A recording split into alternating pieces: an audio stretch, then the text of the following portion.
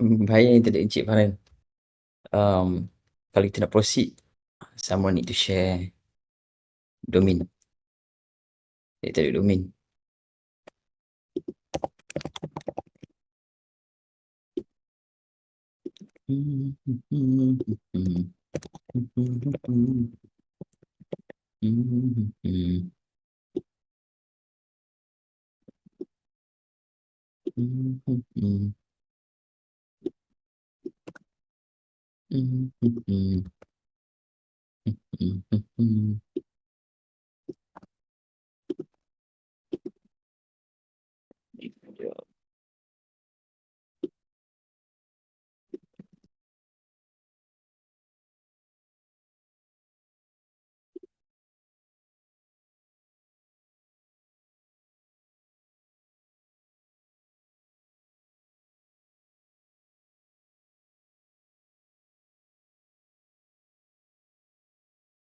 Yep, sini.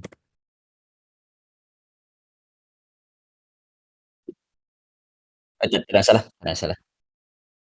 Okay. Pakai apa Cloudflare eh?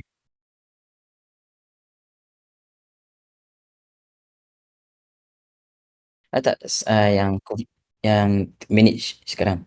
Manage record.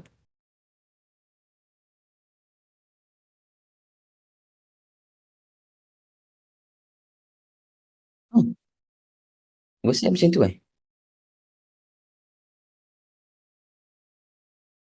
Boleh tambah CNAME. Should be good. Website macam tu eh? Gila, macam-macam dalam tu ada.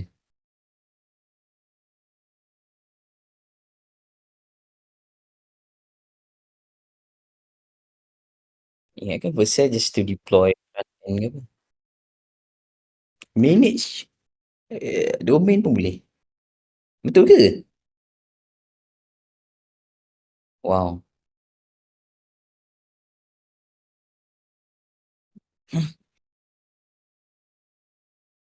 Shit. Holy shit, not bad. Alright.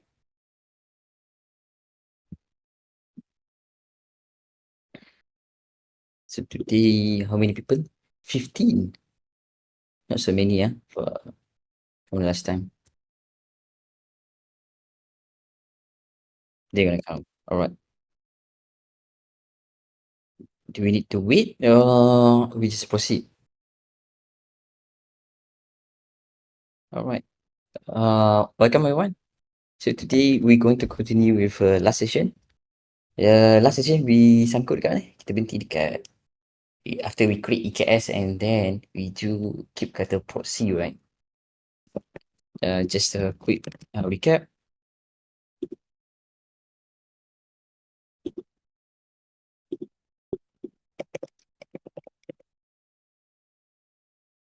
Apa nama channel?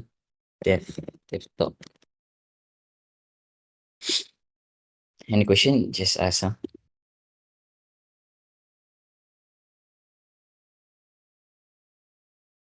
So just a quick recap. We have EKS, and then inside EKS we have nodes.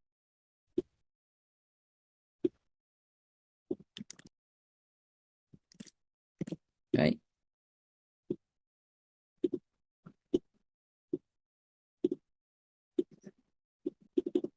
Uh, Node group, node A, node group A,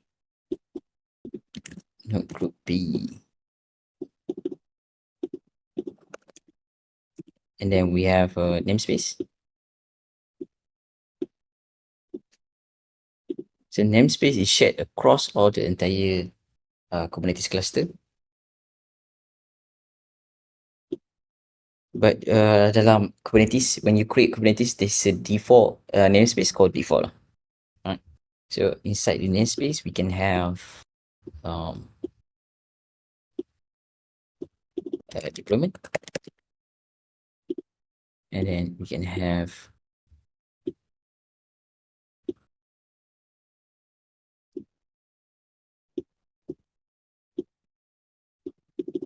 service, and we have a ingress.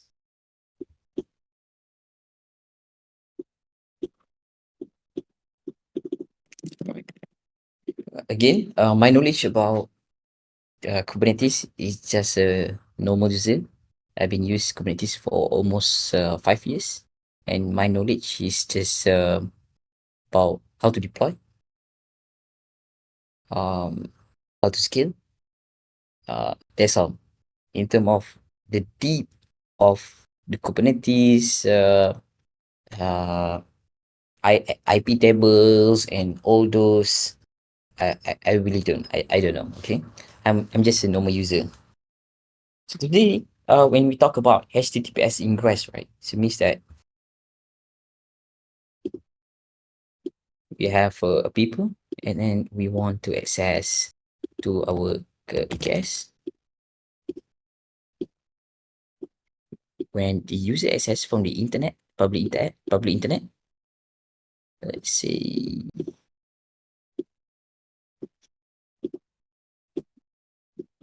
API domain.com. So when the user access API domain.com through ingress, make it bigger, right? So we have an ingress layer.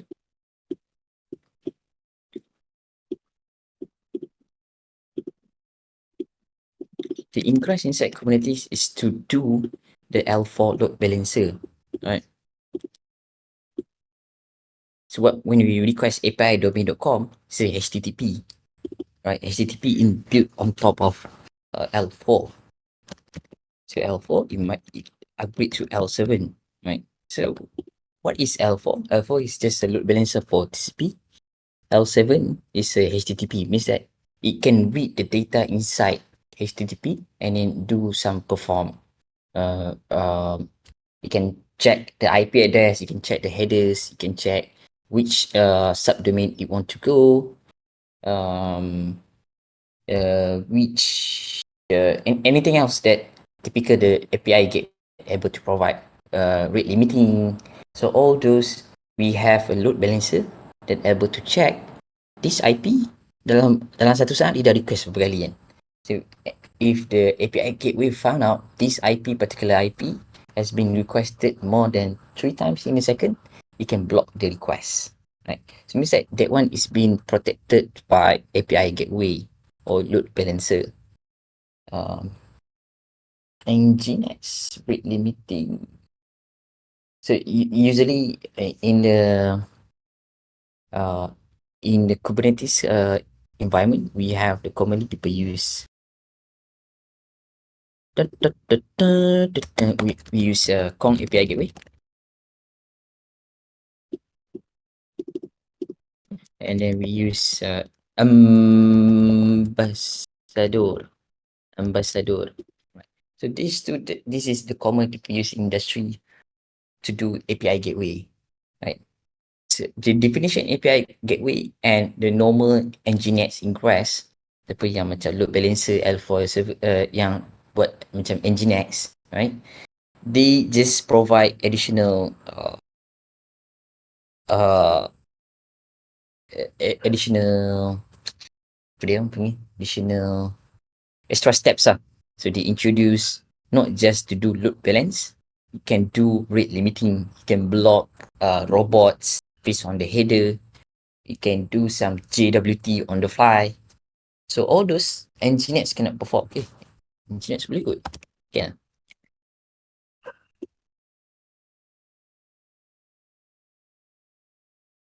Require plus. Is it? Configure to authenticate plus. So you must use Nginx Plus. It's not open source. You have to subscribe, right? But for all these two, right? So this one is open source. You can deploy anywhere you want, and it is for Kubernetes. Siap buka kipas panas.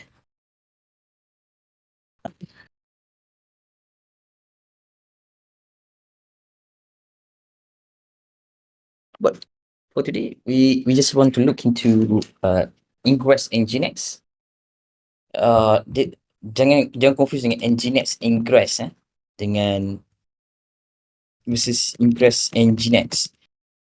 Nginx ingress adalah berbayar ke Nginx. It's not open source, but Ingress Nginx is the open source one. You can deploy anywhere in a Kubernetes cluster. So we look into Nginx Ingress.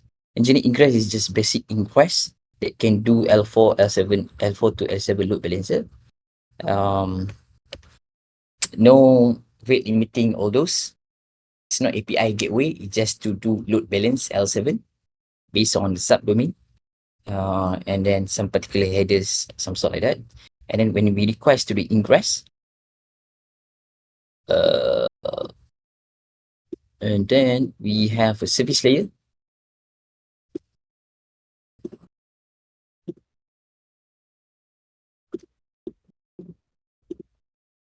And we have a service. And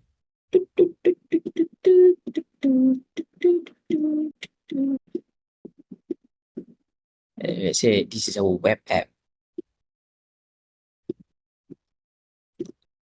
Inside our web app got multiple port, which is container lah.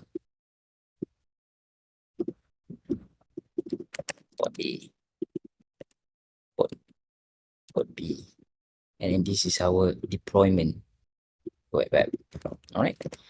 So when we go to api-domain.com, it first go to ingress, right? First go to the ingress. Let's go to ingress. Ingress check the header, the request header.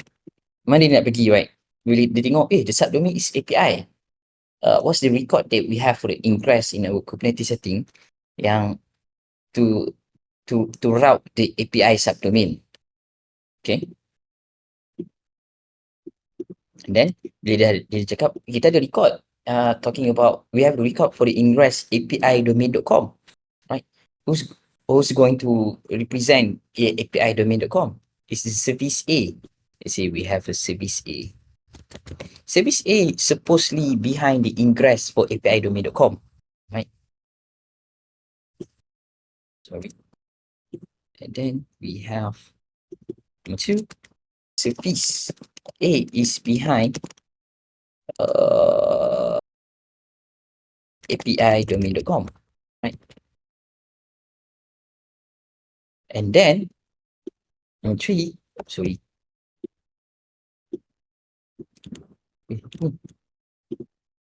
Service A is to load balance.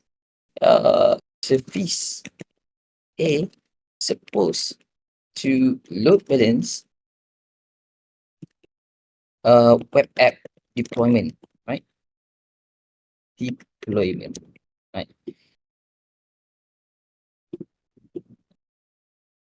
Right. So when we go to request api-domain.com, first go to Kubernetes ingress, ingress Nginx. The ingress Nginx check the request header because it's L7 load balancer. Even though we request here is a L4, and then it upgrade to become L7 to check the request header. This actor or this user want to go where, right? Based on the request header, it want to go to API subdomain. So who's represent API subdomain? And then inside the Kubernetes record, the service A is supposed to handle API subdomain, right? The service A is to load balance deployment web app, and then we have a web inside the web app deployment we have 2 ports, 2 replica of a container.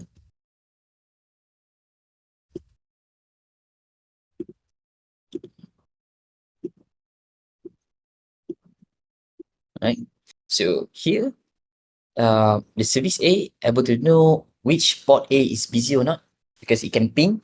You can check the health. If the health is doesn't respond, so it means that let's say we have a request. The first request go to port A, and then the port A is busy. And then second request come in, and then it try to ping port A, port A tak respond. Jadi dia pergi lah port B. So it knows how to load balance between ports, right?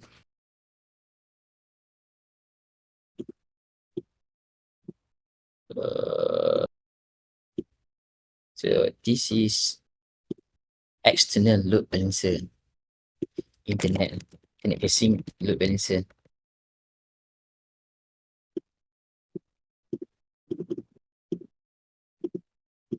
or external.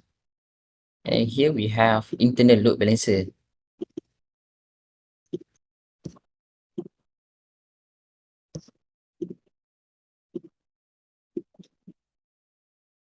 All this can be done inside Kubernetes.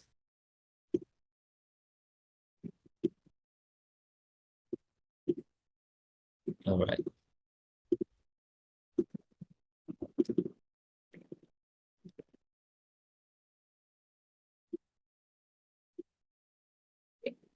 Understand? Do you have any comment here? Yeah, tournament. All right. Sim power. So here, there's a three keywords that you need to understand. First, so ingress. Ingress. Ingress is for internet facing, right? The nama pun di ingress, right? For the internet, public internet. L7 load balancer.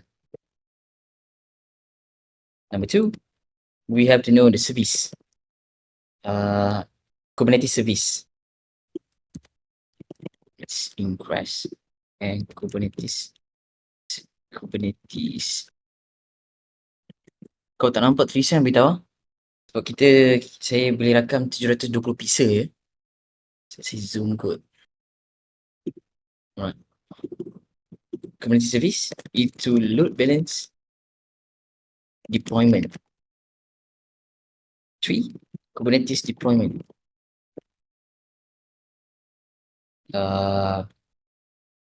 Replica set for containers. Right.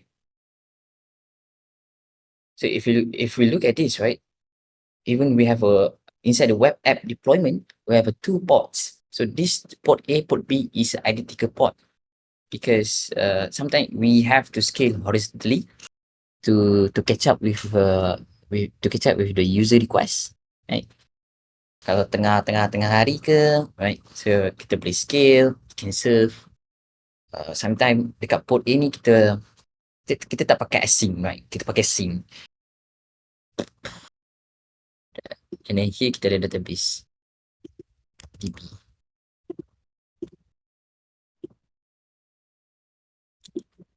I don't know, maybe we design the developer design the request connection to the DB. Apa ni?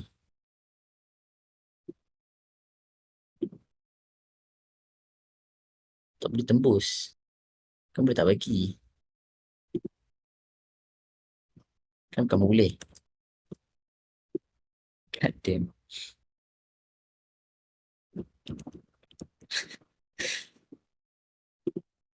Saya tak nak awak. Cuma nak ni. I don't know, maybe some reason the developer developed that the web app request to DB is sync based. It's not sync. It means that kalau ada request masuk pergi ke port ke apa tu deployment atau DB tu respond dalam 5 saat, dia memang it block entire web app.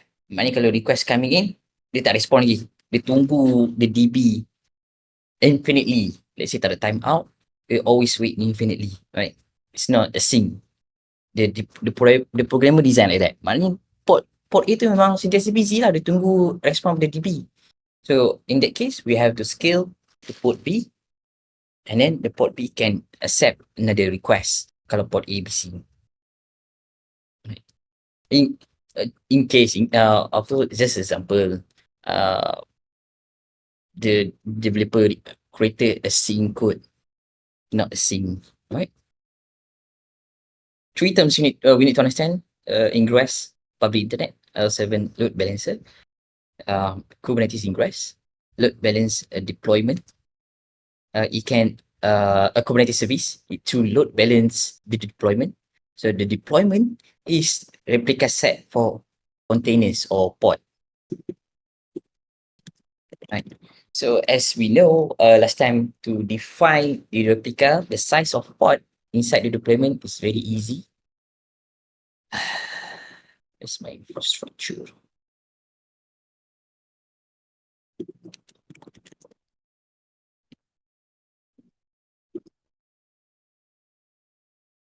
HTTP. Alright, thank you. So this one is very simple deployment, and then dia tak letak replica set. Ni dia ada. Replica 1. So the user can define more than one lah if you want, right? So inside the deployment, it will spawn a pod that run this image called HTTP, and then the load balance this deployment is the service. So this service yang nama HTTP bin is to load balance application name HTTP bin, which is this name, the app should be the same name as the metadata name. Right. So that's Kubernetes, right? Now we go to AWS.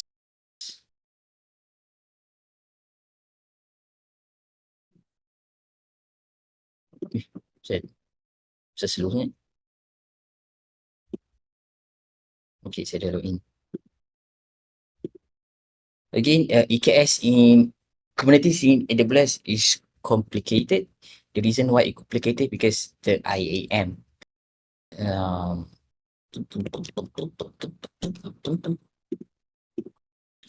ada persoalan, beritahu. Soalan. Ingress LB boleh pakai selain Nginx? Boleh. And boleh buat sticky connection to port? Boleh. Sticky connection. Kalau the definition sticky connection to port is based on the IP, right? Kalau main user ni, we always want to go to port A. Macam tu ke? All this happen in EKS. Oh, we need another components. Yes. All this happen in Kubernetes. It's not just EKS.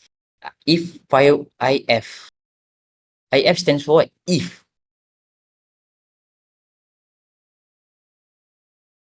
If ke or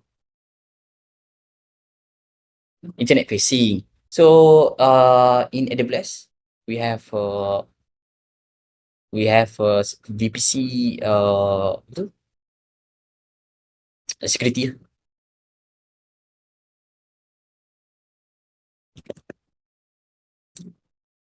Now okay, when we're talking about the firewall orders in AWS, Ingress itself dalam Kubernetes dia ada firewall. It's just very basic firewall. But usually when we do the cloud, right, on the cloud to block the request for us, not Kubernetes. The design of the cloud is to do like that, especially AWS. Sebab AWS when we create ingress, right? Typically when we create ingress inside Kubernetes, we got a public IP. So it means that everything handled by us, right? The firewall, load balancing, kalau request banyak mana pun, we have to serve all those because it's a public IP. But for the AWS, dia bagi load balancer punya DNS. Maknanya AWS itself dah load balance before the EKS, and then the load balancer from AWS pass to EKS. Let me draw. First, we go to the VPC first. Let me draw for that. Right.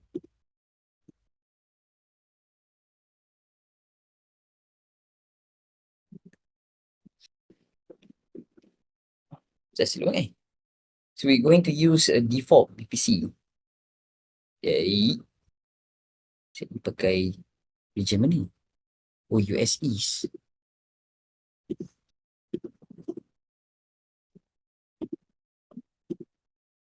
Mana slow?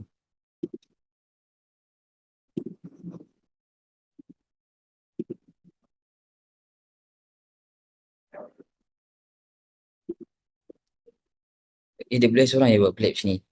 Semua yang kalau kita buat ingress, the cloud provider provide the public IP. Tapi Amazon bagi public DNS. Means that it already load balance for us. We're talking on the load balance AWS. Sometimes the header is not matched with what we want inside the Kubernetes. Sebab dia dah terminate the TLS, the HTTPS dekat load balance AWS.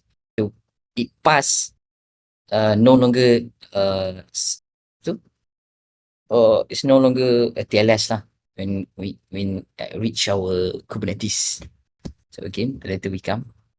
So now we're going to use the default, right? So this is when you create a AWS account, is a default VPC.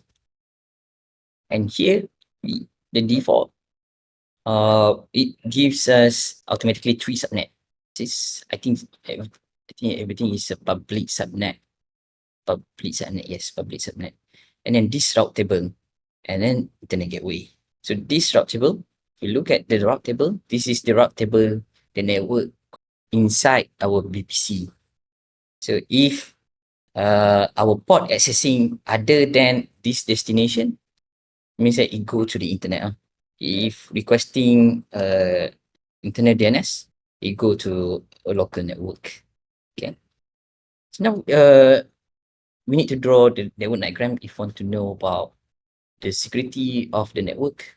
And then we have the network ACL. So network ACL, this one lah yang define the inbound rule. Right. Kalau source 000, or maybe you want to limit the source here. Yeah. Let's say you just want to allow specific public IP, you can set the source. And then here, I want to draw the network diagram for the AWS. Here we have AWS.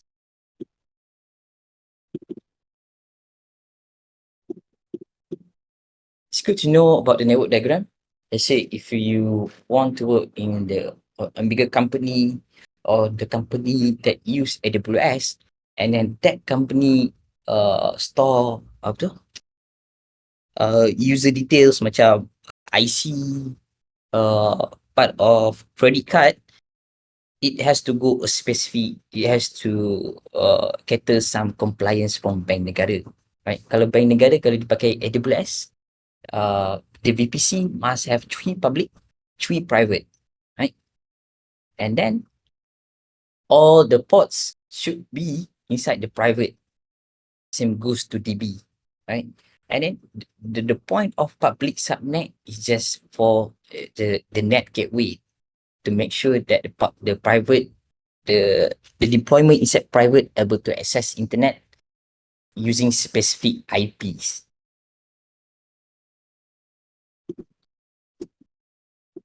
This is some of compliance for AWS usually.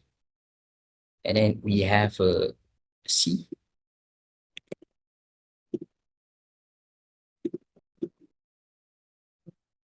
When you going to because cloud is a common people use nowadays. And then when you're going to climb your title, so sometimes you might going to handle this kind of network, right? So this is C and this is, so to design the VPC, all this is quite important. And we have the VPC. Right now is a VPC. Based on the VPC, we have where's VPC? We have a 3 subnet.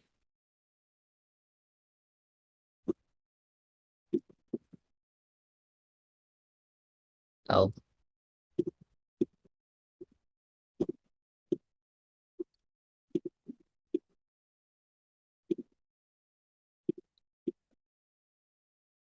do I want to do like that or I want to do like this?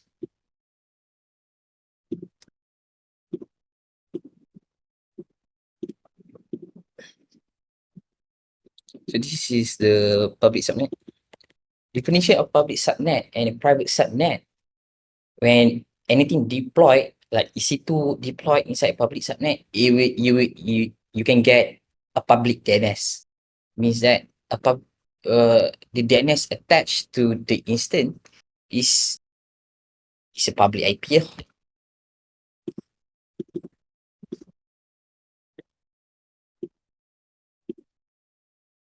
And then inside the subnets, we have three subnet.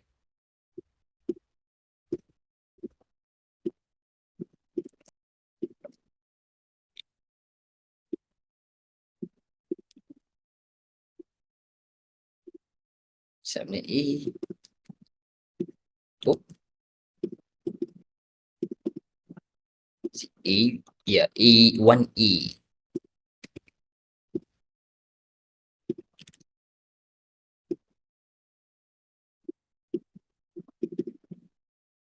1B. I think so. Never mind. Just skip this one.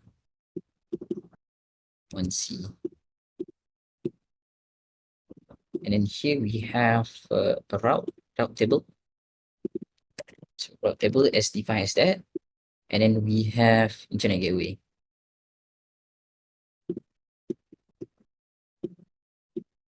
Like HGW. And then before internet gateway, we have the PCCL. Is it ACL?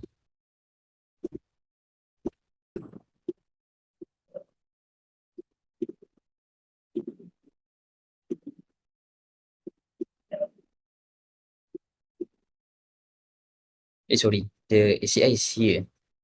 This internet gateway, all this is just for the deployment.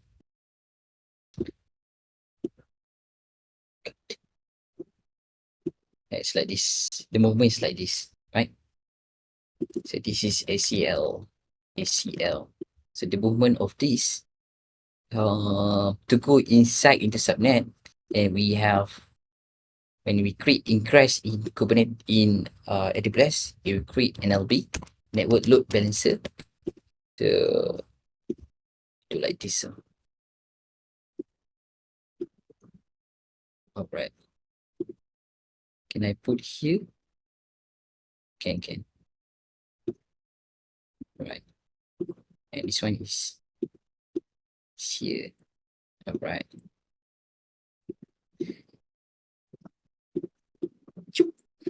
So if we want to go from the container,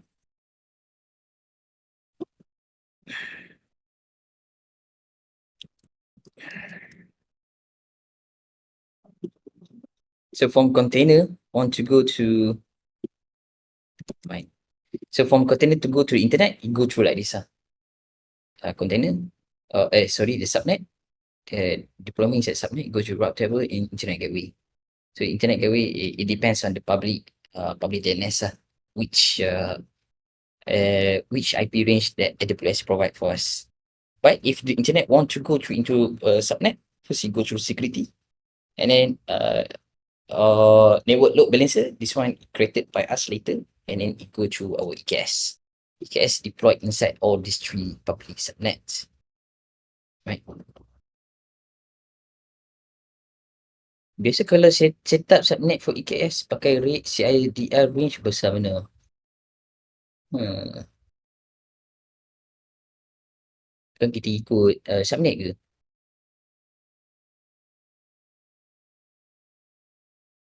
Kan? Bukan kita ikut the range of the subnets ke?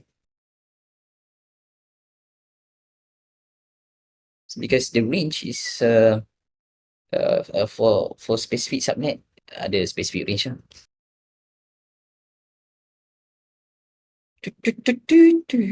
Right. LB dan session ni untuk balance antara service. Yep.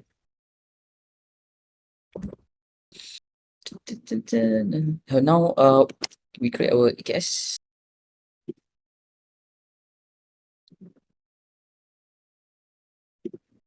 Saya dah delete itu.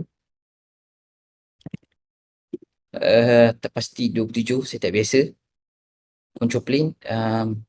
So when you create, as I said, Kubernetes in AWS or everything inside the AWS must have a service rule, right? So this service rule already attached to specific policy to manage.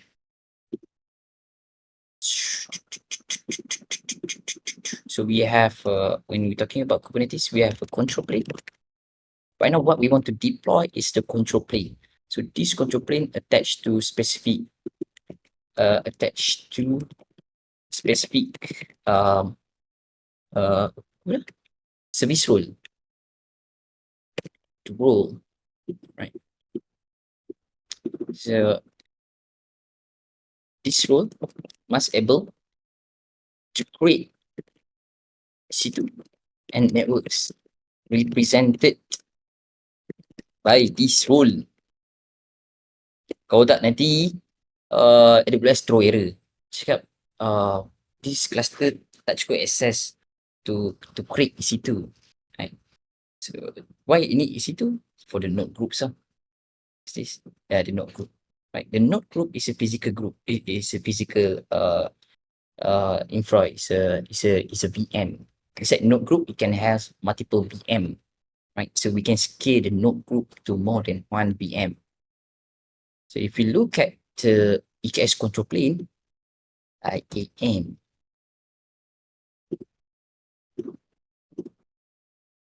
Yes. Ya, betul. It depends on your subnet. If you define your subnet is that size, it's only that size. So if you go to, make sure you understand the rule. The rule for Kubernetes is very specific. You have to read the documentation. So EKS control plane attached to this policy. So what kind of policy you can do? So all this, you must have all these to create a correct Kubernetes EKS. Oh tak, nanti dia kata adalah permission error apa when you to try to attach node group. So later in the Terraform session, we have to create all these inside the Terraform. Sebab when we go to the compliance, right, the compliance must want to know every detail that change. Kalau polisi, dia nak polisi kita create sendiri, tak nak default. Sebab kalau kita pakai default, nobody knows that macam mana polisi ni create by itself, right? Di default dia apa value dia, right? Dia tak tahu yang tu tak ada dalam apa tu, benda tu tak ada audit sebab dia dah default value. So when we go to the audit, in term of code as an infrastructure, so everything must defined or created by ourselves, including the policy. Tak ada bubu, kita copy paste je, letak dalam apa tu, Terraform, and then we give our own name. Okay.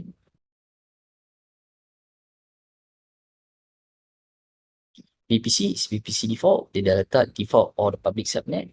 So choose security group. Saya kata test ni ada apa kan? Not very sure.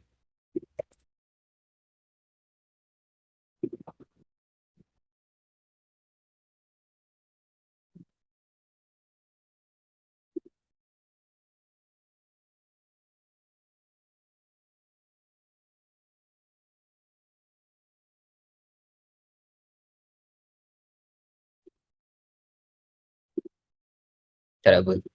It's fine. Oh. Yes. You can attach more than one if you want. So all these, because all this is, we have everything is a public.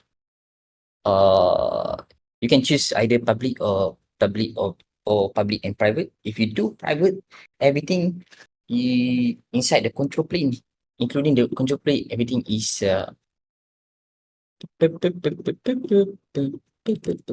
everything is a private, requested by private. So when you try to kubectl, if you create a private, you must enter to the jump host or bastion host. So right now, when we create public and private, the control plane exposed to the public internet. So you can kubectl anywhere that you want as long you have the SSH key. Right? As long you have the Kubernetes key. So you able to kubectl. But if you create as a private, everything, the control plane pun dalam private. So in order you want to kubectl, you must enter the jump host atau VPN ataupun bastion host.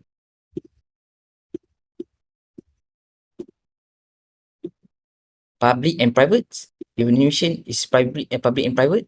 So the control plane and the control plane and the node, dia orang sembang pakai private DNS lah, private network. Uh,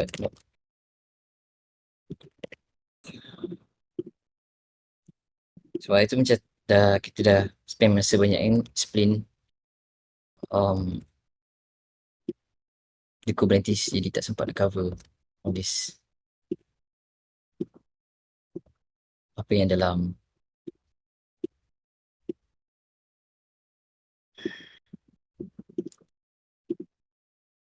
Again, the reason why we introduce like Terraform, all this is for audit purpose.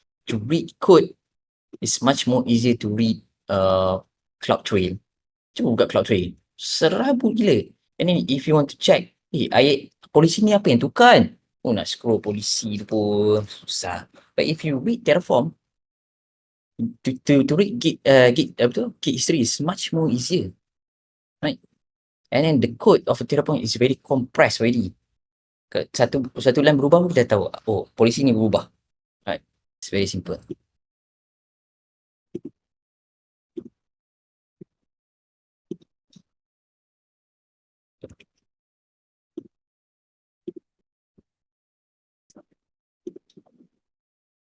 Eh?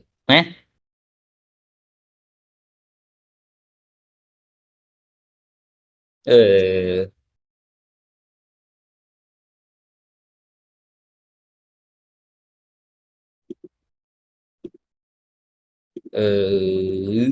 why? Sekejap. Yes, I leave.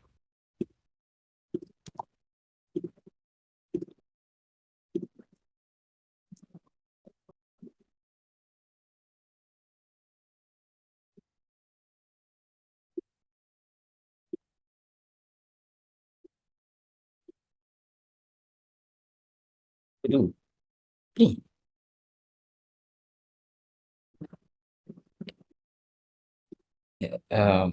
The place down ke?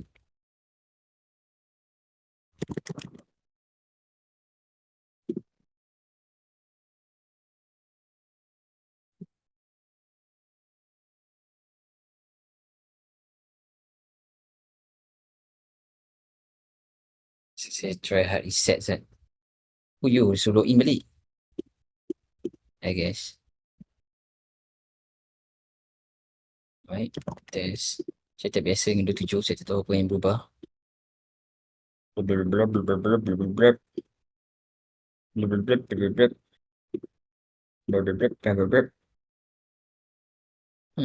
Ini tak ada pun tadi. APC, CNI, dispute, coordinates, yep, is fine. Oh, baru boleh. Macam tadi cookie saya dah expire kot.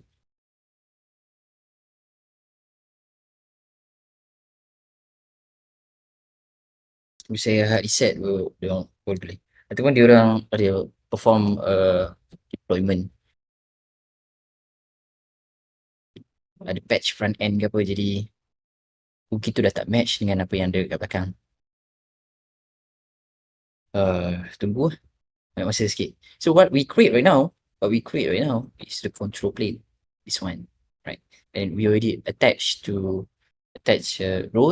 that necessary role to the control plane, to the cluster. Jadi bila lepas ni dia nak create EC2 ke apa, for on our behalf, dia boleh. Sebab kita dah attach to a proper policy. Right? Why waiting for Kubernetes cluster? We need to create cert manager. Macam kepada developer yang biasa pakai apa tu? Apa ni yang auto cert tu? Ni apa? Let's encrypt, right? Kenapa dia cakap? Kenapa kita tak boleh pakai let's encrypt, right? Kenapa kita pakai AWS certificate manager?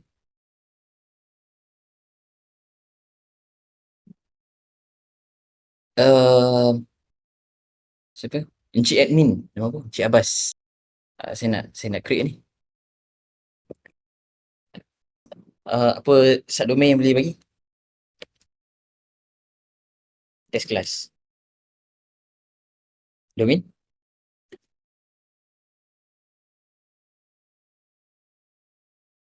Ismi Abbas.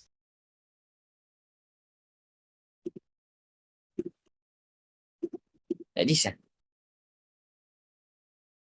Ismi ada, oh, like this. Alright. So we can attach first class Ismi Abbas, a white card, set. So after this, if you deploy a subdomain of the test class, you want the test class is subdomain, it automatically HTTPS. DNS validation. Wise. Ah, dia, wait, dia tengah pending.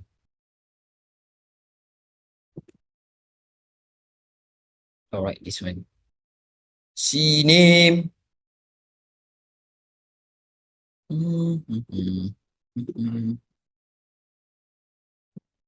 Macam mana PM ah? Oh, sini. Maaf, Ustaz. Tak. Tak.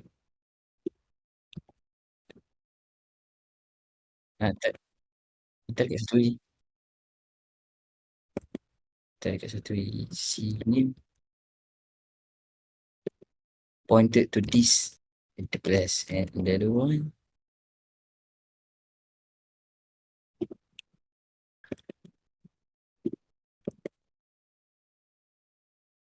Same. This one is same. Same. Okay, that's all. So this CNAME pointed to this one. Your very weird value of the subdomain pointed to this value. Right.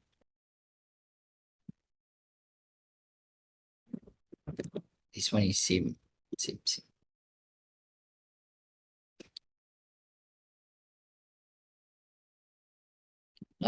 Boleh je. Auto tak masalah.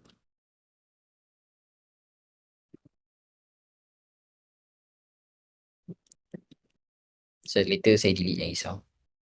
Dah habis kelas saya delete. EKS. Okay. Alright, we go back to why we need AWS cert manager, right? Kenapa kita tak pakai let's encrypt?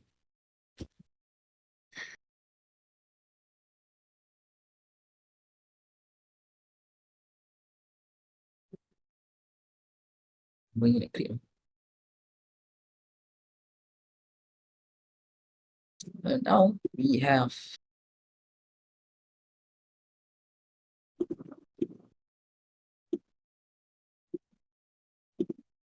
as I defined this, we have a VPC and we have an actor, and when we try to request API,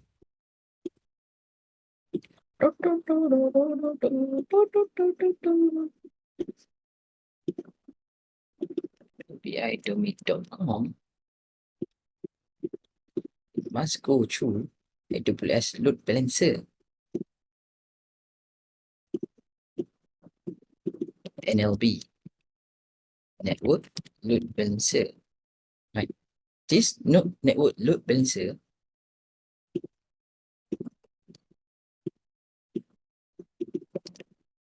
guys only provide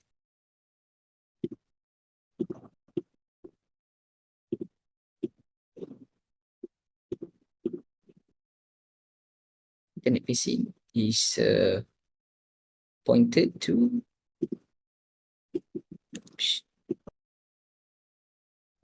public DNS. Right. So means that we don't get a static public IP. It already load balance between multiple instances for us before enter EKS. Right. So the let's encrypt cannot attach to a DNS if you want to create a cert, because the DNS can change the IP address in any time. Right. Let's say kalau kita dapat public DNS a.aws.com, panjang lagi nama dia, right? So this the actual public IP address behind the aws.com can be different, right? Anytime can be different. So that's the reason why the Let's Encrypt not allow for that. Dia tak tahu nak bagi the owner, the actual owner ni siapa punya, right? And then when we talk, that's why AWS has their own cert manager. So their own cert manager can provide the cert for the load balancer, right? So when we request TLS here, so this network load balancer terminate the TLS for us, right? Dia sampai dekat network load balancer je, load balancer AWS je sampai TLS. Sampai kat sini, sampai dekat kita, it's just a normal TCP. Tapi tak apa, it's fine because it's already inside AWS. So this is usually come out with problem. Kadang-kadang header dibawa tu kita tak boleh nak. Kadang bila dah kita sampai kat sini, kita request HTTPS. Tapi dalam header tu HTTP. Sometimes the header doesn't match. Dia ada course issue, something like that. So and then here inside the EKS, in the ingress Nginx, you self need to upgrade the HTTP become HTTPS manually. Macam pakai Nginx setting ni config, right? Itu usually we found out with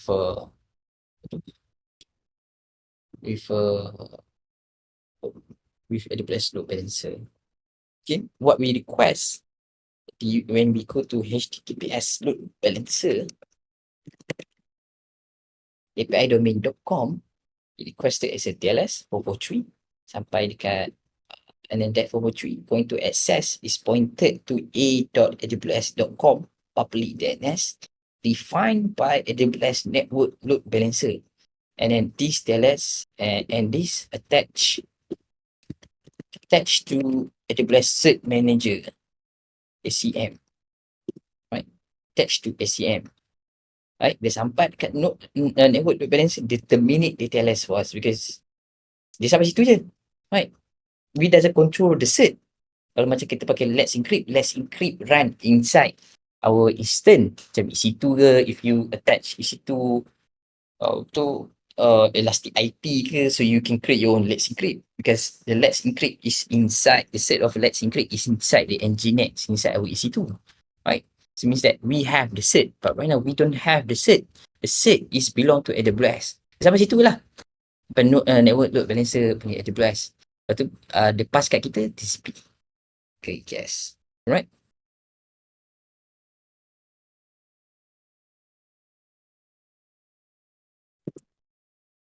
Fulfill. Betul ke? Ismi Abbas. Awak?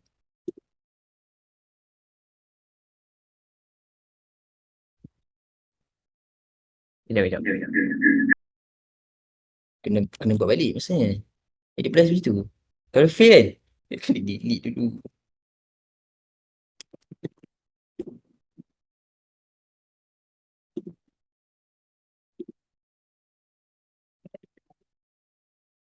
ismi-abbas.com. Right. TNS validation request. Right, ya. We have. Alright, ada siapa-siapa tak faham pasal HTTPS for AWS ke? Kita silap copy ke apa?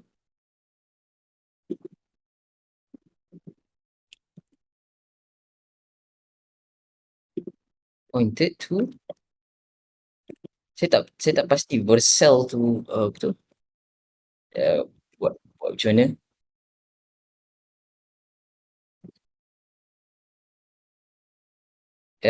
CNAME yang ni, subdomain ni, subdomain this one usually selalunya sampai template ni sampai test class. Sebab kalau Cloudflare macam tu, Kita hanya bawa masuk yang ni. Yang belakang ni dia pandai isi. Itu our domain. After that, pointed to this value. Without the titik belakang ni. Saya tak pasti kena dapat AWS titik bagaimana. Apa ni? Pointer ni. Biasanya tak ada masalah. Right now, it should be done, create our Kubernetes, yes. Now the compute is done. Habis. Awal habis. So now, we want to create the compute a node group. So we talk about okay. So now we want to create the node group A. Satu sudah lah. Right? And node group that's right. Wih, fail lah. Salah.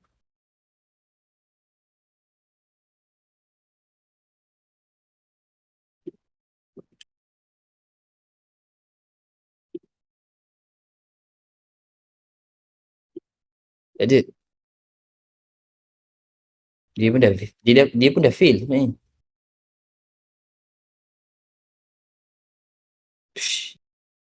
Awak. Ya. Saya tengok saya punya code flash kan. Nanti saya dah tak ada domain lah.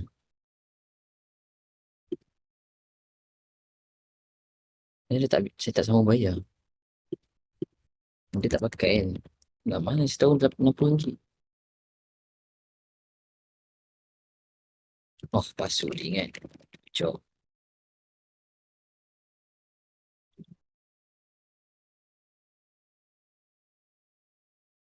Ya tu.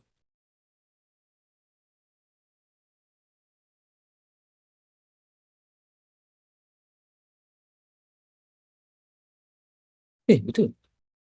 Masa saya dah tak ada dah domain ni. Sin house aktif mam. Macam tu ke?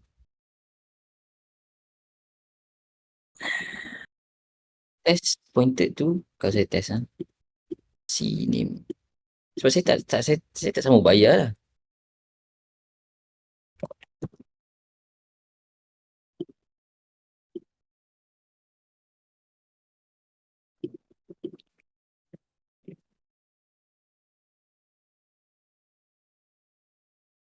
Betul. Ada.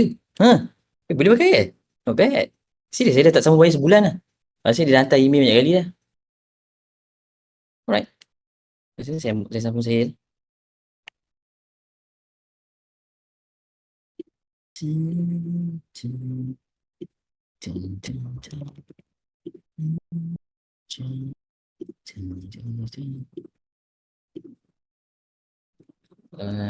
Test class. Sing house. S3 test class. Sing house.com. Validation DNS. View certificate. Dia reject ni tu. Late betul.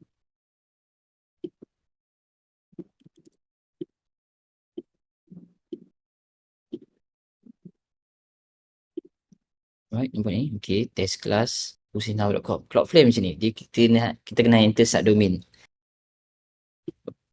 Kalau tak nanti dia mana benda tu?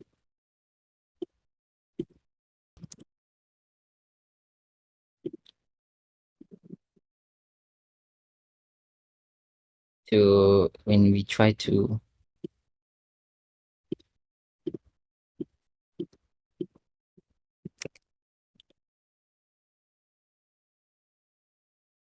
nampak ni. So dia boleh verify lah. Success. Okay? Success. So that's how to create a certificate. AWS. Simple as that.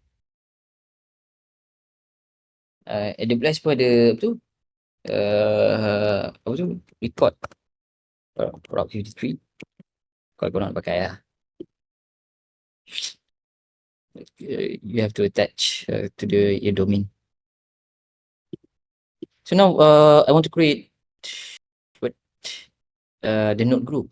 Right. So the node group in AWS must have a specific role also.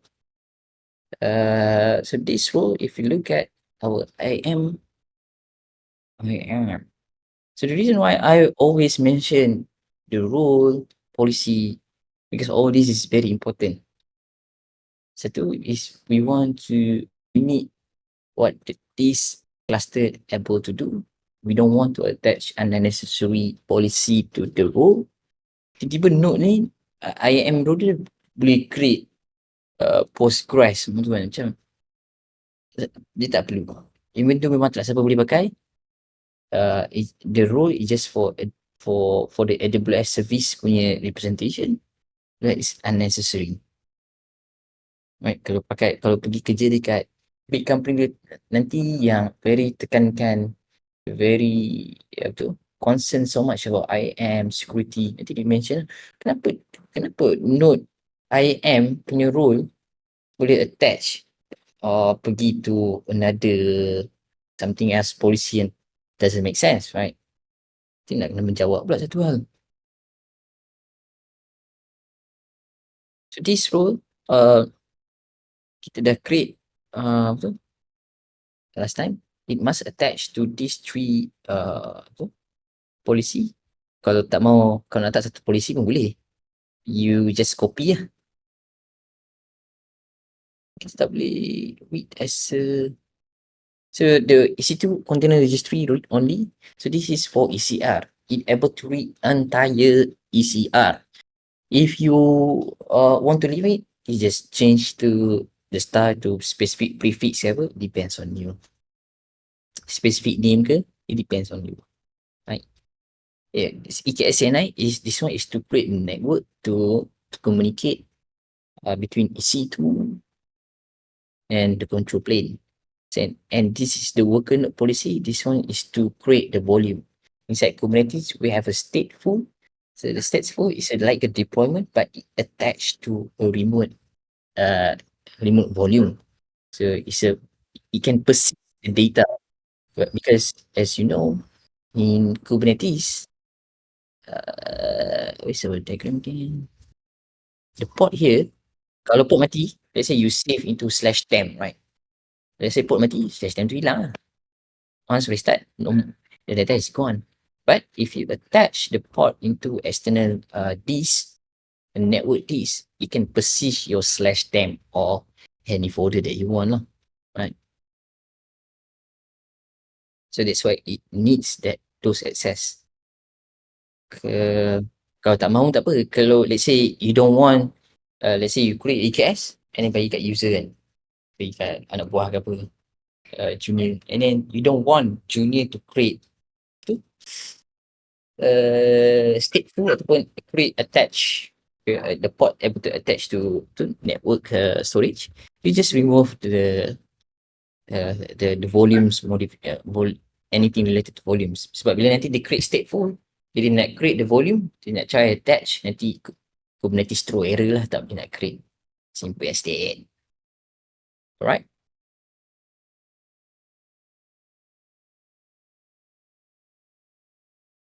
Again, if you go to AWS, you must read all this. Right? Rule, policy, you must understand, because you don't want to give unnecessary access to the user. Sebab saya pun dalam my company access AWS console pun is just read only. Any changes I must go through Terraform. Tak boleh ubah pakai console. Everything through Terraform. Console is just to read only.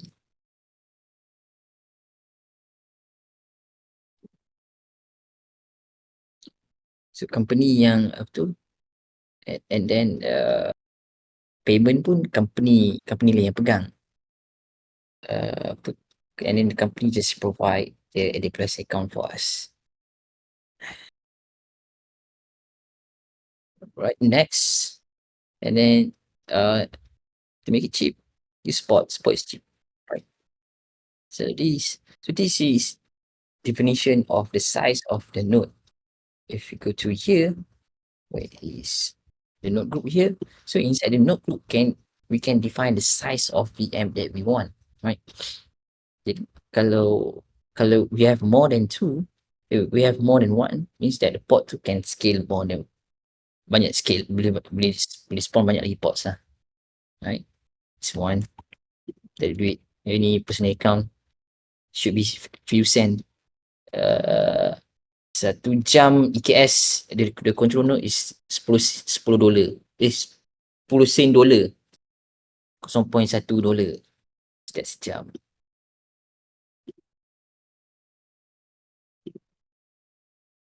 Alright.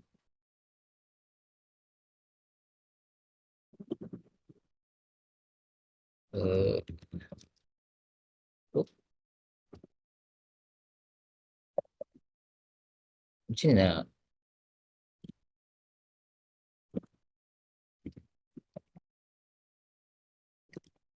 tak apa profile si tu ke? Saya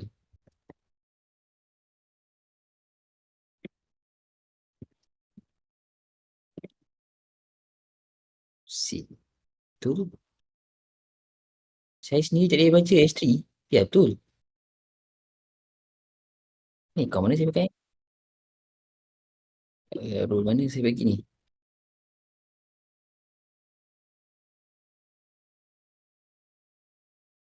Oh, sorry. This is for the billing.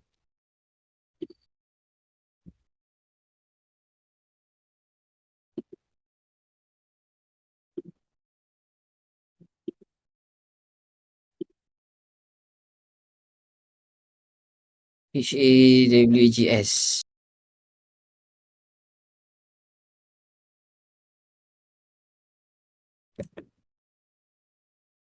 Ni macam saya attach dengan apa? Oh, saya tak attach apa-apa pun.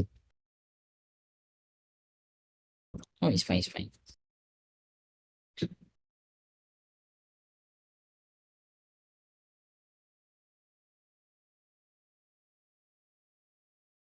Saya beli access EKS ah. Okay. EKS AWS EKS access keep curtain.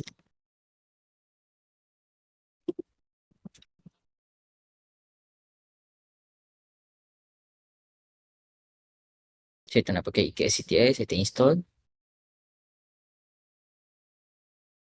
Mana tu?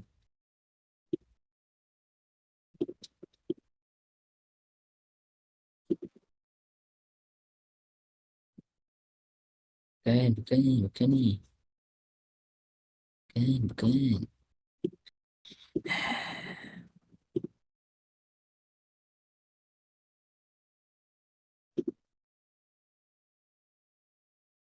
Ya.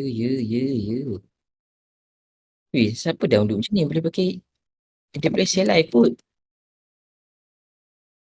Access Cube Curtain. Apa benda dah consider itu.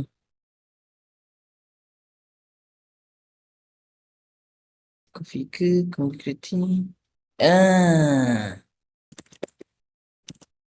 Region AP South East 1 name test profile proceed.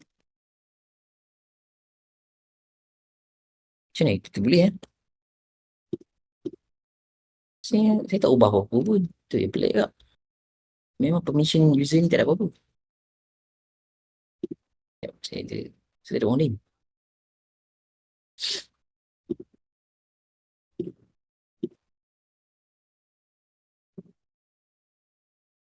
Amazon.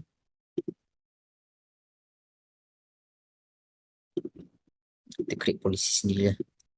Okay. Access EKS. Tak mahu saya nak JSON. Cik belakang.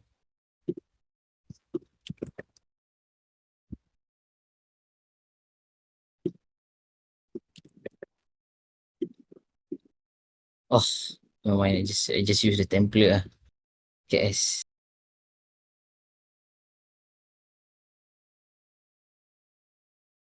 KS. Class 2. Dulu saya tak attach apa ke? Macam mana boleh? Memang tak boleh. Sepatutnya memang tak boleh pun.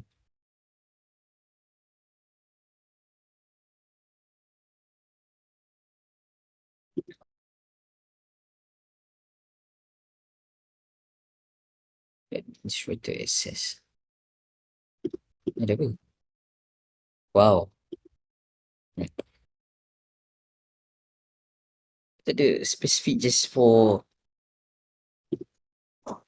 policy.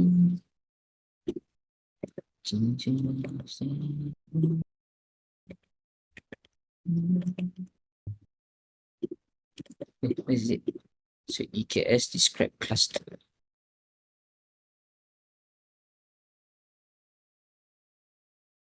Next. Yes, you tak nak poma. Create policy. Access EKS. Right, so the user Hussein attached to add permission. Attach policies directly. Access EKS.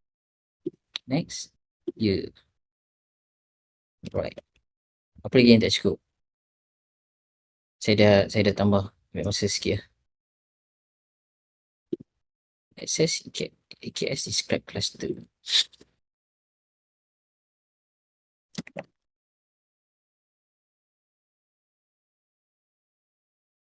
Come on man, laju sikit.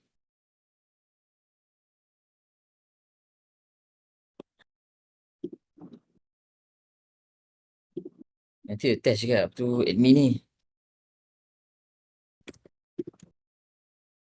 Ah!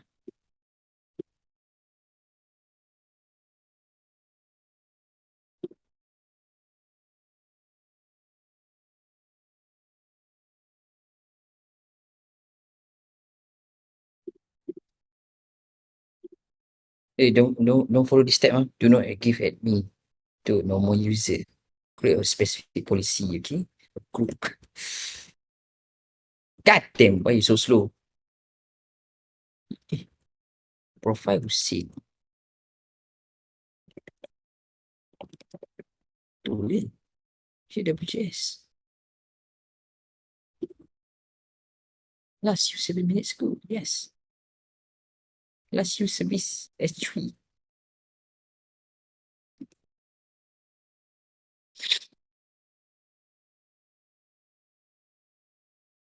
Boleh. Test name, test profile Hussein. Wih, besar ni. Profile name. Dia tak pakai apa tu? User Hussein is not try to form.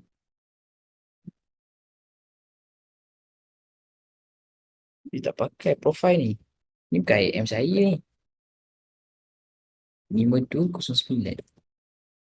Betul tu.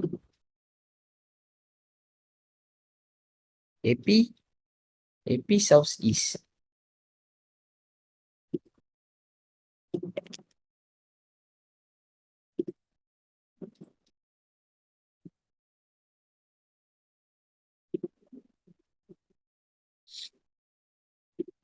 AP South East 1. Nama apa? Test. Betul tu. Dia silap tu. AP South East 1 name test. Saya tak pakai profile. What?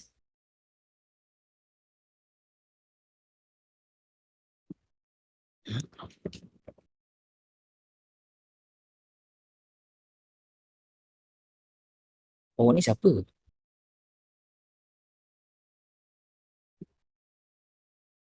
What?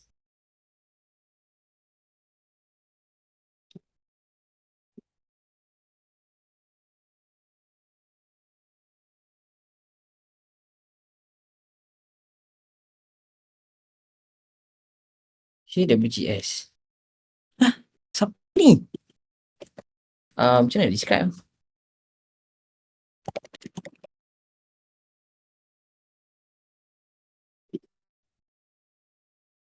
Cakap user.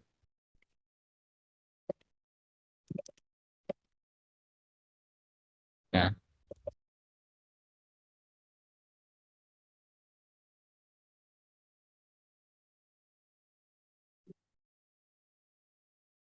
Oh, never mind.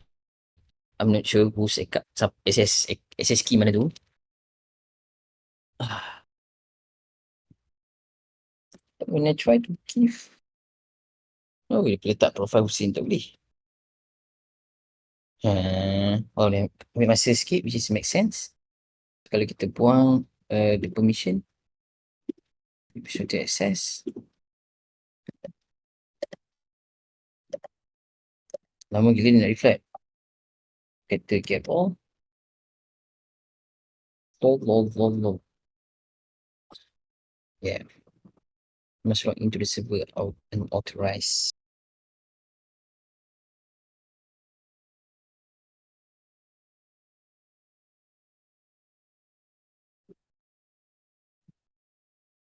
Saya tak pasti sekarang saya pakai account mana ni. Kalau default tu account mana. Kalau saya nampak satu user je. Belum lain ke? Right. It's fine. Get notes. We have one already. It's ready. It's created already 10 minutes ago. Look at the test. We have the compute. And as we know, we can increase the size. Mungkin someone ask me, kenapa bila saya pakai apa tu profile Husin kena reject? Lepas tu ini Cip kata get notes. Dia kata unauthorized, right? Why? Because this user okay, yang default tu saya pakai yang admin punya keyword. Because this user yang profile Husin ni is attached to a specific user. So this user punya RAN is not inside AWS auth. Kan, walaupun saya this user Hussein is not admin user. Right? Dia bukan yang create. Dia bukanlah Hussein Zul 05. Right? It's a different user. So if you want to allow a specific user to access to a specific Kubernetes cluster that created by another account, even another account is an admin, you must put inside the Kubernetes. Punya AWS auth. Itu AWS punya security. If you get config map di dalam namespace kube system. Kadang lupa. Right? Tak tahu nampak ke tak screen saya. Boleh. So, so ugly. Right? Inside the config map in the kube system, usually kube system is for apa? Namespace that used for admin purpose. Dia ada kube proxy, all those. Inside AWS auth, so if you keep kata get config map active and kube system native O YAML AWS auth, dia tak ada user access for that IAM. Mana dah AWS auth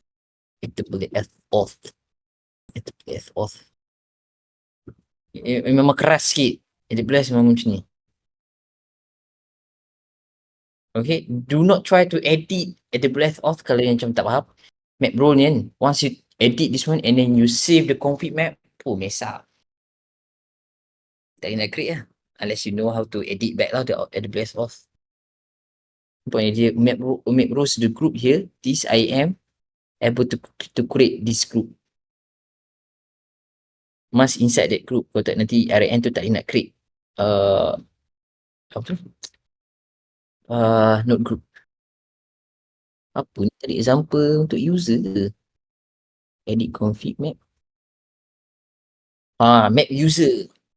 So map user, the group system master, and then you must add the user RN, RN pada user tu lah. Ini RN ni, lepas tu username dia lah. Username is Hussein. Yeah.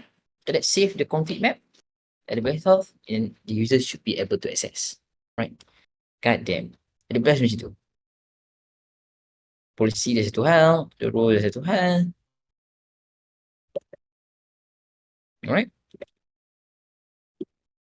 Ada apa soalan dia? STS get caller identity. Mana? Nampak kat mana? Kalau pakai Let's Encrypt dengan Cert Manager, boleh set up ingress for TLS. Oh, STS get caller identity. Betul, betul, betul. Lupa. Tak boleh sebab kita pakai public DNS.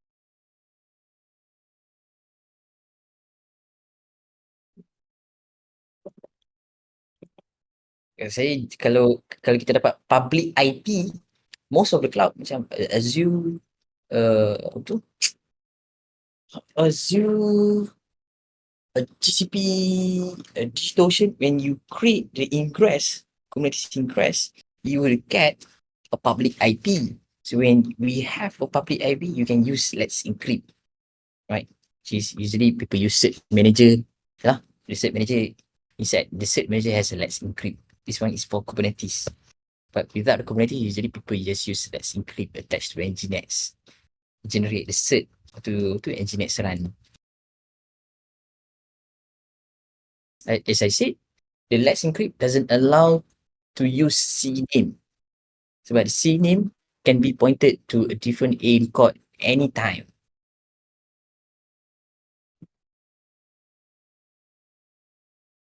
Oh yes, Nginx syndrome, ingress Nginx. So we already created the just encrypt. Okay, do not confuse with ingress Nginx and Nginx ingress controller. This one come from Nginx punya apa tu? Company berbayar, but this one is managed by the Kubernetes punya apa tu? Community and it is open source. It use Nginx as a backend deployment. So after that you go to AWS, you go to network load balancer, right? Here you copy. Apa beza dengan ni?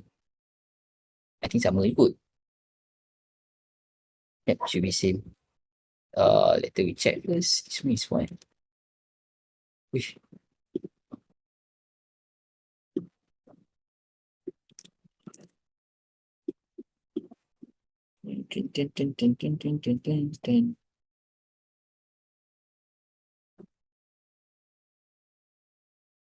And this one. By default, TLS is terminated by the ingress controller. It is possible to terminate TLS in the load balancer. Tak pasti kenapa dia bagi option. But because when you create, right, you always got so here you can see that AWS load balancer, it created NLB, right? Maybe you want to read about the NLB. Yeah, AWS. Network load balancer. So before we access, able to access EKS, it go through load balancer come from AWS first, right? And as you can see here, NLB, and then we must add our own SSL cert, and then change the real IP CIDR. This one come from our, if you read from here, we just change from the VPC CIDR, and then change to our AWS cert, and then deploy. Then as I said, it is to the TLS termination happen in AWS load balancer. HTTPS, this HTTPS is pointed to the target port HTTP. Walaupun dia buat port 443, tapi actually the data is no longer HTTPS. Dia dah terbalik. Sebab dia dah terminate dah dekat AWS load balancer. Right? Now, we save this, we copy. We call it nginx YAML.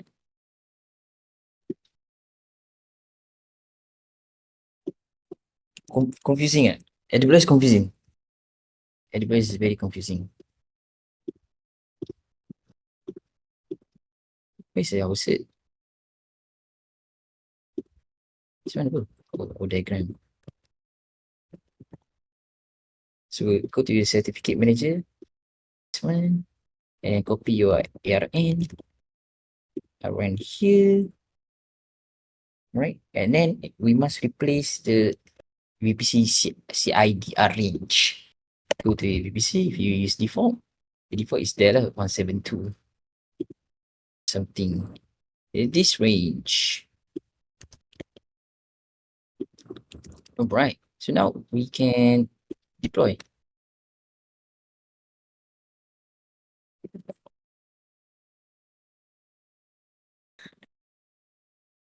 At the get all, make sure you're able to list capital apply F nginx YAML. Jadi create lah. Right. So, and then here is HTTP bin. I have mana HTTP bin? Switch to the tab. Set the save already. Just use this scope. Just use this one. And I also apply deploy HTTP bin here, right? So now when you go to get on the namespace here, you press nginx. So now kubectl get as service native n press nginx. So this is external IP. You can see that we got not IP, we got a public DNS. So if you try to dig right, it should be record pointed to what?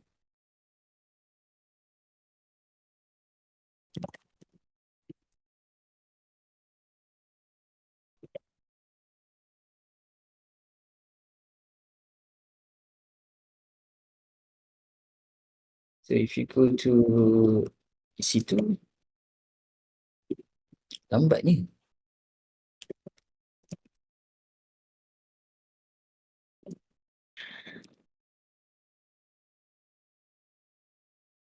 Dah running. Pasal dia tak hidup pun ni.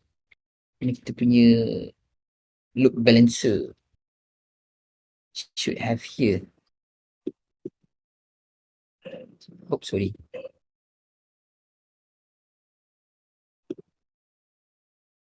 Should have the network load balancer. Tada this one. Oh, still provisioning. Okay. Tunggulah dia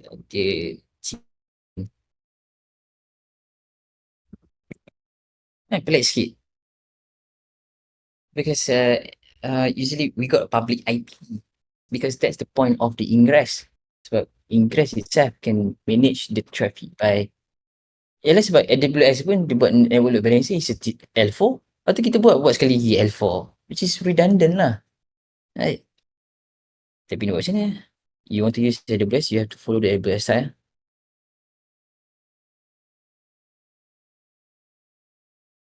So that's why most of cloud provider, it gives a IP for us. Public IP. So in term of load balancer, ikut sekali lah kita nak buat apa kan.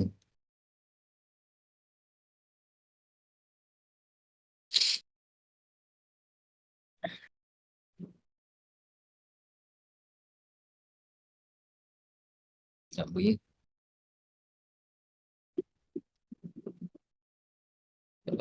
Oops, sorry. Memang tu. Network load balancer ambil masa sikit, few minutes.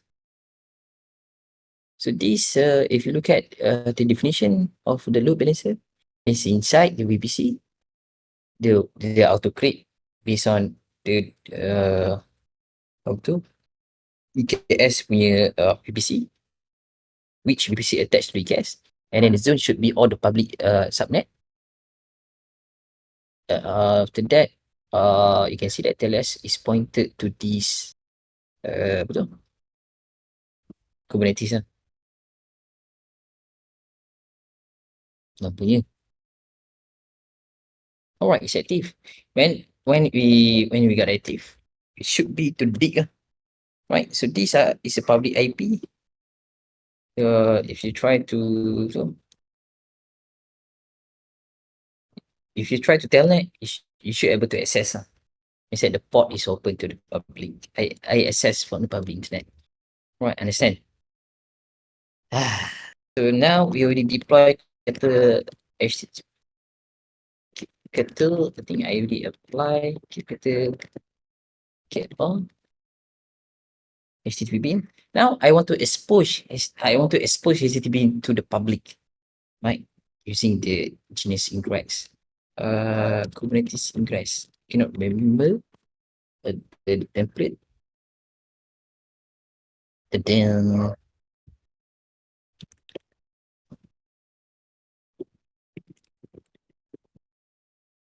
I think if we use Nginx ingress, we have to mention. Oh, dia ada guys ni.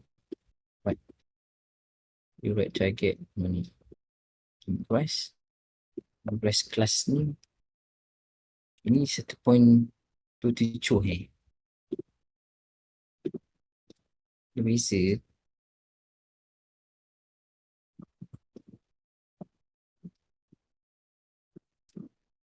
Macam example.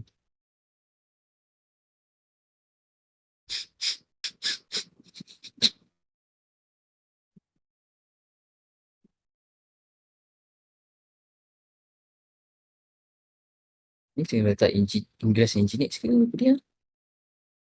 Tak ingat lah. Default ingress class. Tak, saya deploy sendiri.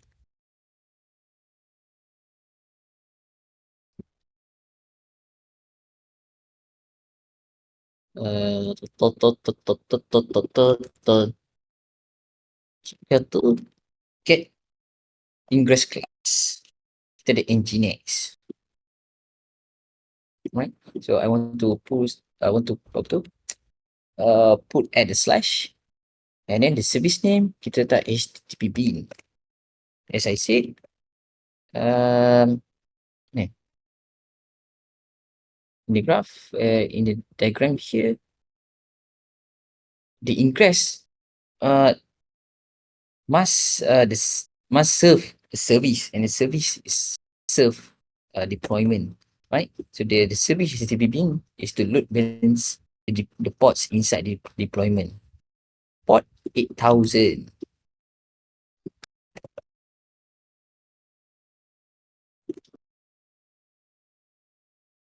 Oh, sorry. The host name, it doesn't mention the subdomain.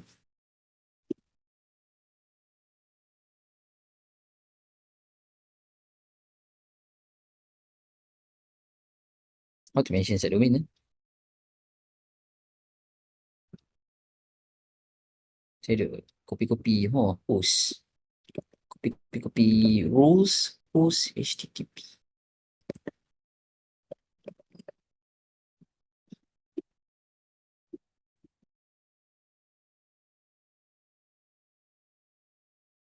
Right.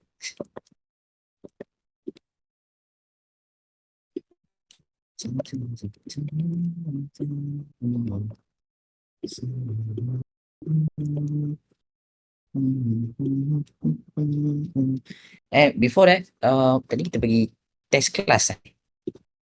To test class, make sure your apa tu? Your domain, your subdomain is pointed to the load balancer punya public DNS lah. Main give a test class, yes. Test class pointed to this one.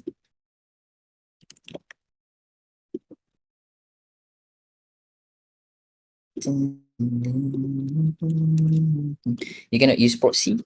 Otherwise, when we try to leak, it doesn't go through lah. And then because the cert is also able to serve a wildcard subdomain of the test class subdomain, we can mention no.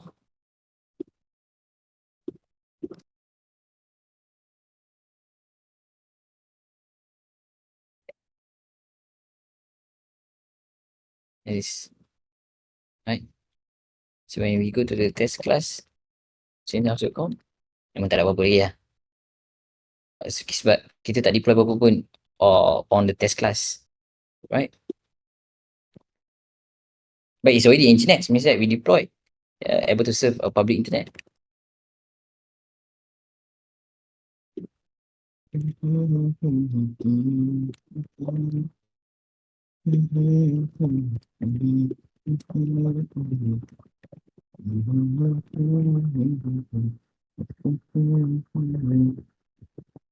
Ta-da!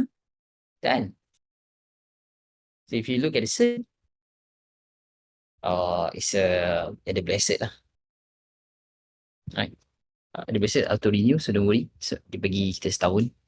And then now I want to deploy another deployment. Ada tak? Simple web app. Kubernetes punya YAML.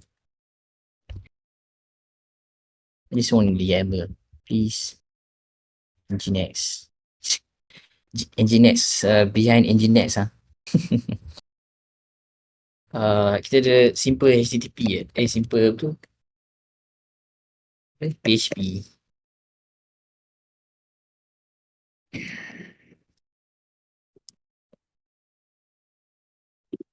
Betul saya pakai chat GPT je generate.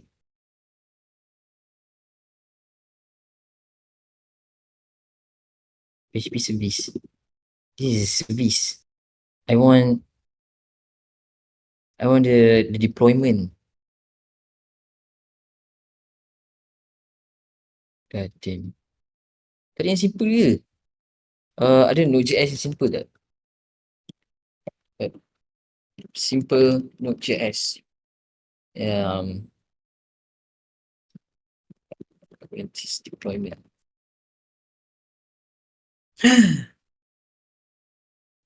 My chat GPT Node.js.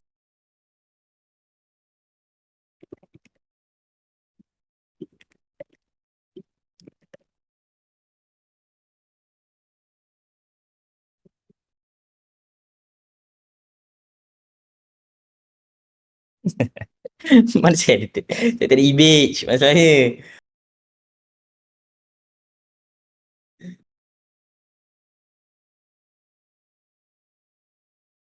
I don't have my own image.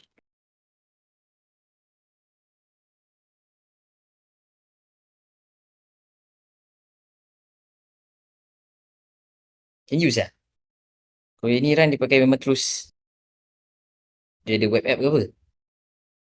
Kan dia dah install Express ke apa? Ada kan?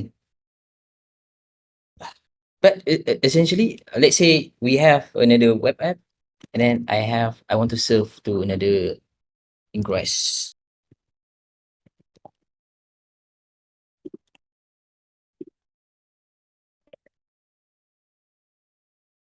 Contohlah the service is a different deployment. Sekarang nak cari yang echo to Node.js semua tu tak jumpa. Malas pula nak cari. So now I deployed the test subdomain test.test class. So if you go this, boom, you're able to access, right? So here, as long your subdomain follow the rules of the cert manager, you should be automatically get TPS based on your cert manager registration. Right, we done actually. We done, simple. Oh, and then if you look at inspect the network here, what's the header? Right. Alright, this is weird, the host. Apa kalau kita pergi dekat sini?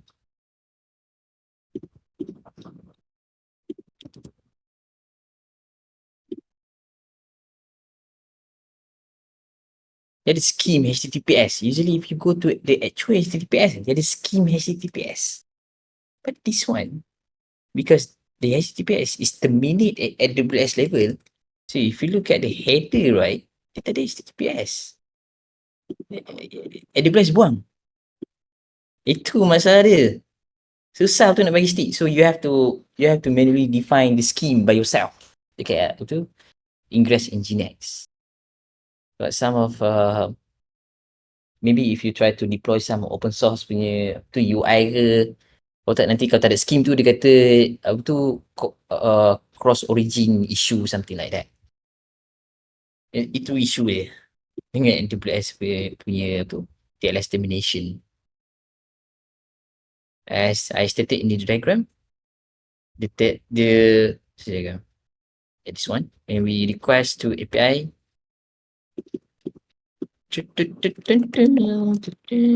house.com, right? Memang kita sampai kat kita 443 and then we able to serve HTTPS, but HTTPS is still meaning at AWS level, which is the NLB. Sampai dekat EKS is a HTTP, right?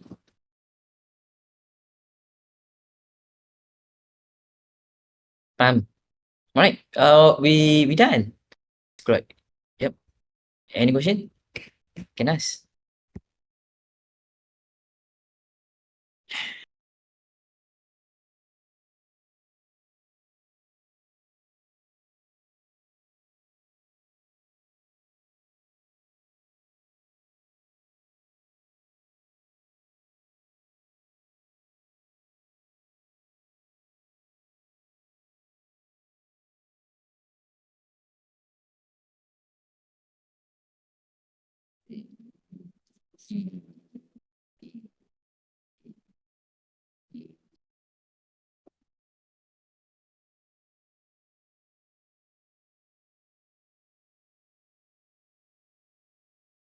Yeah, a lot of things, but beginilah cerita dia. Alright. Kalau tak ada soalan, rasanya admin can take over. Saya mute ke? Saya tak mute kan? Okay, saya dah kena delete saya punya EKS. Tak nanti kena bayar.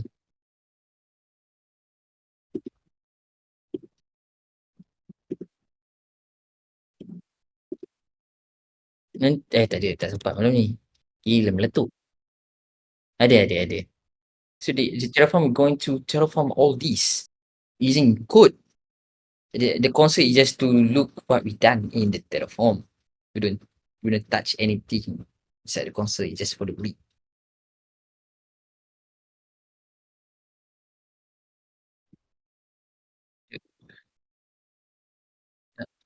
Terima kasih.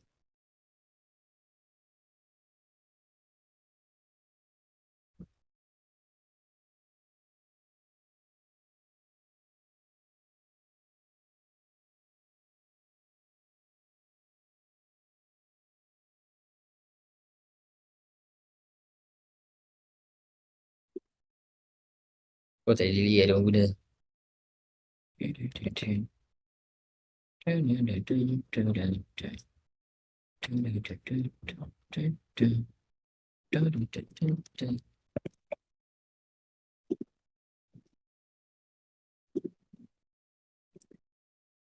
Alright, no problem.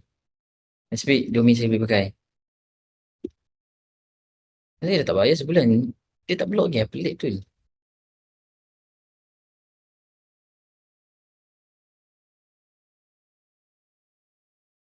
Betul.